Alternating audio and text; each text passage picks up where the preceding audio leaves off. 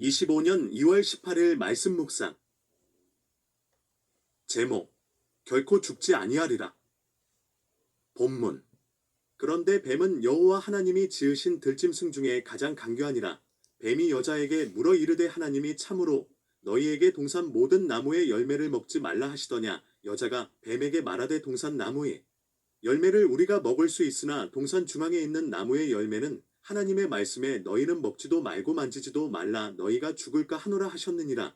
뱀이 여자에게 이르되 너희가 결코 죽지 아니하리라. 너희가 그것을 먹는 날에는 너희 눈이 밝아져 하나님과 같이 되어 선악을 알 줄 하나님이 아심이니라. 창세기 3장 1절에서 5절 말씀입니다.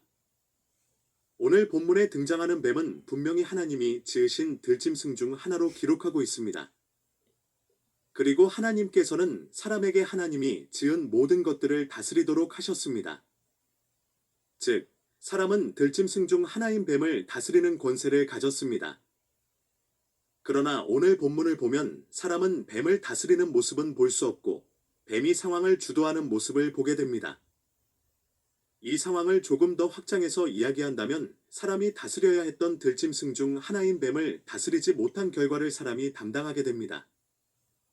그리고 여인의 후손과 뱀의 후손 사이에 이어지는 치열한 싸움이 시작됩니다. 이 싸움은 여인에게서 난 사람이 뱀의 후손을 다스릴 수 있느냐에 관한 싸움이라고 볼 수 있습니다. 다스림이 바르게 이루어지지 못할 때 타락을 하게 되며 죄 아래 놓이게 됩니다. 뱀과 여자 사이에 이루어진 대화를 통해 뱀을 다스리지 못하고 뱀에게 동조한 이유를 확인할 수 있습니다. 대화의 주된 내용은 하나님은 신뢰할 만한 분인가에 초점이 맞추어져 있습니다.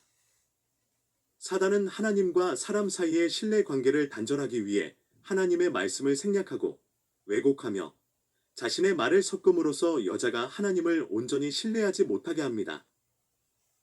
여자는 뱀과 대화를 하면서 자신의 말을 첨가하고 하나님의 말씀을 왜곡함으로 뱀에게 동조합니다.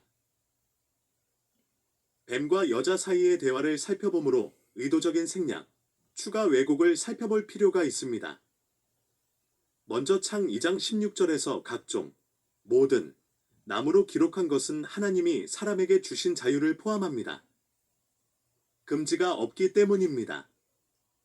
그런데 뱀은 창 3장 1절에서 모두는 하나님께서 전적으로 금지하심으로 허용된 것이 없다고 생각하도록 유도합니다. 그리고 3장 3절에서 여자는 뱀의 말을 받아 만지지도 말라는 하나님께서 언급하지도 않은 말까지 덧붙임으로 창 2장 16절에서 강조되는 사람에게 부여된 자유와 하나님의 허용의 문장을 금지와 억압의 문장으로 왜곡시킵니다. 또한 여자는 창 2장 16절에서 임의로 즉 아코르를 생략합니다. 이 단어는 먹되 즉 토켈 앞에 배치되어 강조하고 있는데 직역에 가깝게 번역하면 확실히 먹대로 번역할 수 있으며 이는 원하는 대로 먹을 수 있다는 사람에게 허락된 자유를 강조하고 있다고 말할 수 있습니다. 이러한 생략으로 인해 확실히 먹을 수 있다가 우리가 먹을 수 있다로 의미가 축소되고 강조해야 하는 자유는 희미해집니다. 그리고 뱀은 결론적으로 하나님의 말씀을 부정하고 하나님을 치졸한 폭군으로 묘사합니다. 너희가 결코 죽지 아니하리라. 그런데 하나님께서 거짓을 말하셔서 사람의 성숙과 발전을 방해하고 억압하시는 분이시다. 그리고는 하나님의 명령을 거부하고 선악을 알게 하는 나무의 열매를 먹을 때 하나님과 같이 된다고 말합니다. 이렇게 뱀은 세상을 창조하시고 다스리시는 왕 되신 하나님께 정면으로 반역합니다. 이 반역에 사람을 참여시키고 있습니다. 여기서 한 가지 우리가 분명하게 알고 가야 하는 내용이 있습니다. 뱀은 열매를 먹어야 하나님과 같이 된다고 말을 했지만 우리는 분명히 창세기 1장과 2장에서 사람은 이미 하나님과 같은 존재임을 알 수 있습니다.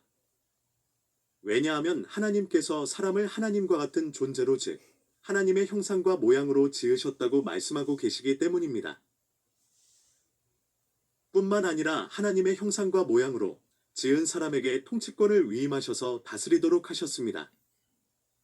뱀은 이 사실을 사람이 간과하도록 교묘하게 말함으로 하나님에 대한 인식을 왜곡했습니다.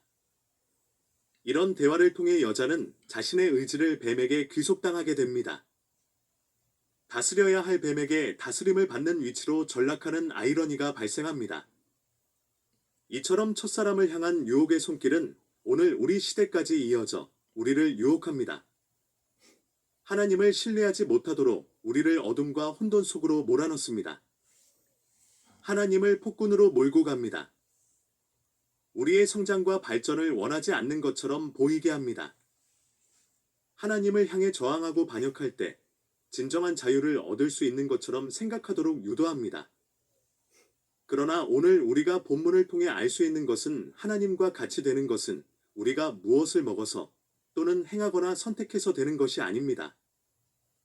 오히려 하나님께서 우리에게 허락하신 것들을 누리며 하나님께서 우리에게 다스리도록 맡기신 것들을 잘 관리하는 것이 하나님과 같은 존재 즉 하나님을 닮은 존재로 다스리며 살아가는 것입니다. 오늘 우리에게 새로운 한 날이 주어졌습니다.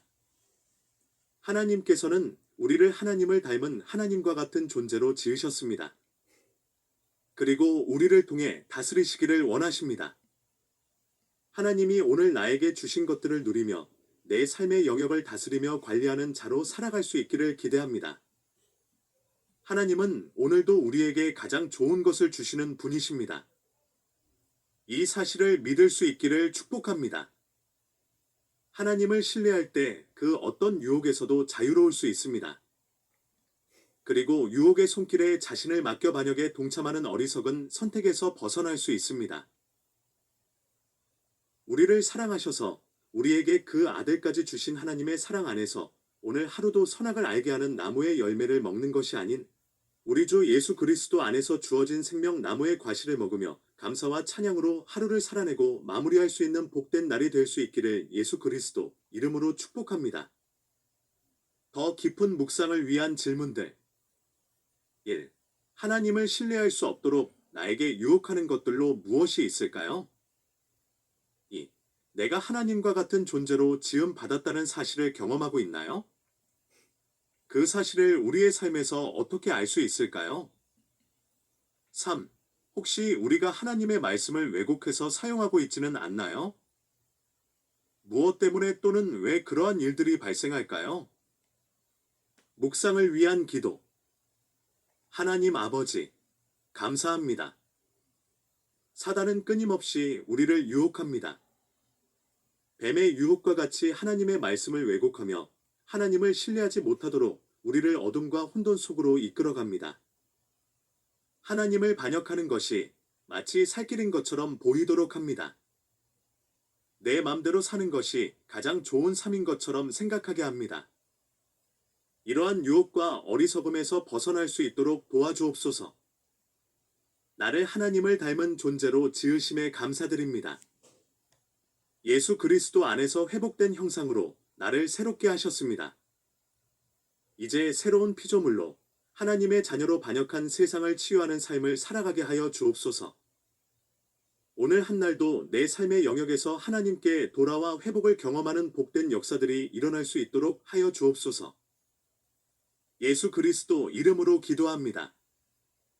아멘.